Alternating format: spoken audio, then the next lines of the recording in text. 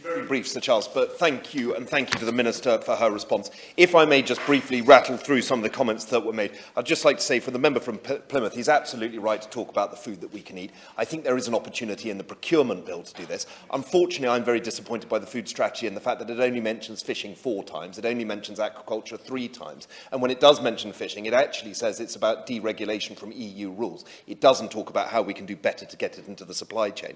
The Honourable Lady, or the Honourable Lady from South East Cornwall, made the absolute point. We need the certainty beyond the 2026 period, beyond that transition period. People need to know where they're going to go and whether or not we will have the 6 to 12 mile limit back in our hands. The Honourable Lady from Dwyfor Meirionydd, well, I love the idea of lockdown lobster, and if she's happy to invite me, I will come and visit her. But of course she's right. That shows the innovative way in which our fishermen and our communities have been able to support and get local produce into the market, and there is more that we can do. And lessons like that are ones that we can learn from. Of course, the Honourable Gentleman from West Dorset and the Honourable Gentleman from St Ives both made the point about regulation, and I suspect the Honourable Gentleman from St Ives has walked into the point of coming up with his very own catchphrase, Mr Chairman, which is tangled in nets, not red tape. Or I'm sure he can do better than I can on that one. As ever, I feel validated by the presence from the Honourable Gentleman from Strangford, who talked about the fact that fishermen are retiring because they see an added level of bureaucracy.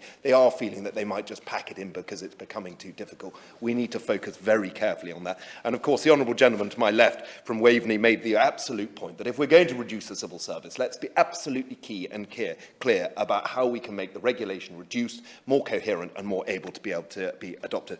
And of course, finally, the Honourable Gentleman from West Norfolk made the point about regulation, about his smaller fishermen, and invited us all to visit. And I can think of nothing better than having a cross-party a visit to his constituency to see what's going on in King's Lynn and in other parts of his area. Just finally, the Honourable Gentleman from Scotland and from West Dunbartonshire made the point about where we might be able to learn. I can see no better way than to strengthen the union than learning how we can cooperate and learn from the experiences of what is going on in Scotland, in Wales, in Northern Ireland, to make sure that across the United Kingdom and these islands, we have a coherent, successful fishing industry that is the pride of our country. And I thank everyone for their time and the Backbench Committee, Sir Charles.